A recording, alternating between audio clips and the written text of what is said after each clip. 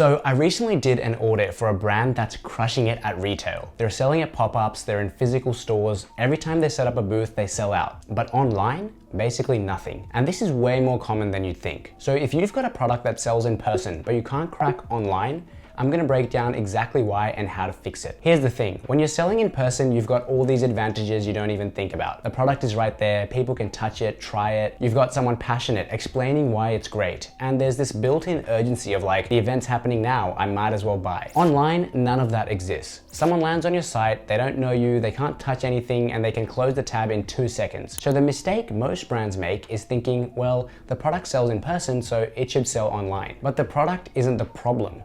The experience around it hasn't been built to do what you're naturally doing face to face, and it usually starts with the website. When I audited this brand's site, there were some clear issues. No shipping information anywhere obvious, and that seems small, but if I'm buying from a brand I've never heard of, the first thing I want to know is, can I get this shipped to me, how much, and how long? If I can't find that in a few seconds, I'm gone. Next thing, there was no real identity. I couldn't tell if it was an Aussie brand, an American brand, nothing, and that matters, especially in niche markets. People want to support local.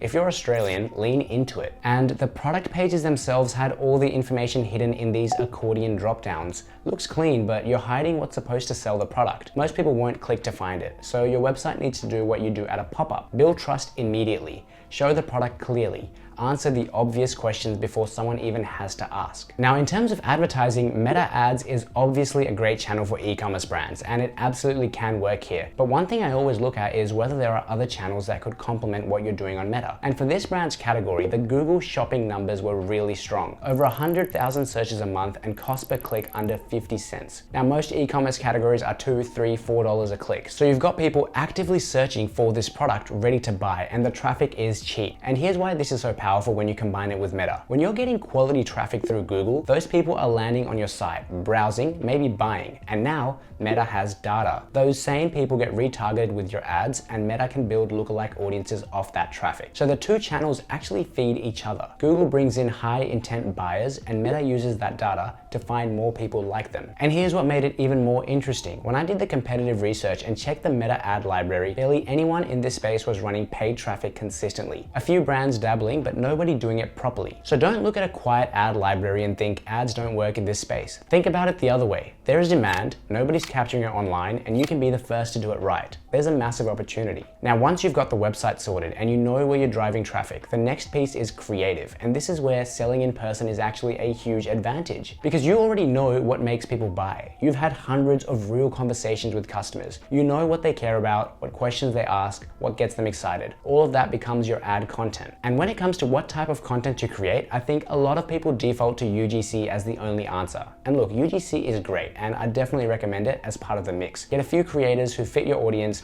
brief them with specific angles based on what you know works in person, and you've got multiple ads to test from day one. But it shouldn't be the only thing, especially for a product like this, where the product itself looks good. If you're in a category where the visual appeal matters, like fashion, home decor, sports equipment, you can do really effective in-house product shoots. Show the product in action, show the craftsmanship, show the details. That kind of content can perform just as well as UGC. And honestly, founder-led content is massive right now. If you're the person behind the brand, you've got a story, you're passionate about the product, that authenticity comes through on camera, and it's basically free. So you just need your phone and something to say. A lot of the brands we work with get some of their best performing ads from the founder just talking to camera about why they built the product. So the key is having a mix. UGC, product content, founder-led, that creative diversity is what gives the algorithm different angles to work with and different audiences to reach. I'm gonna do a deep dive on the exact UGC process that we use in my next video, so stay tuned for that. So if your product sells in person but not online, it's not the product. Fix the experience on your website. Look at channels like Google Shopping that can complement your Meta strategy, and use what you already know from selling face-to-face to create a mix of content that actually connects. If you want help figuring out how this applies to your brand, click the link below.